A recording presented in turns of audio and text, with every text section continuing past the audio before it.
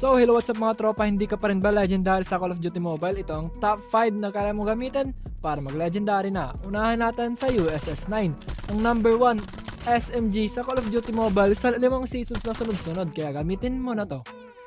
Next naman ay ang bagong nakapasok sa meta, ang CX-9.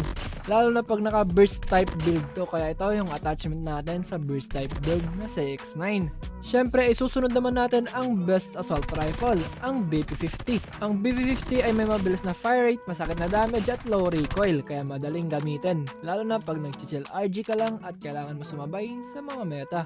Next naman is ang mabilis at low recoil din na MG42. Isa naman tong LMG, kaya kung gusto mo ng maraming bala, matagal maubusan at masakit at madaling gamitin mo na ang MG42. Next naman, siguro marami magbibigay patunay dito na napakasakit nito at napakauso sa RG, ang Man-O-War, lalo na pag naka-thermite. Lalo na mababuff to next update, kailangan mo na tong gamitin para maghabol sa rank. Yun lang mga tropa, bye bye!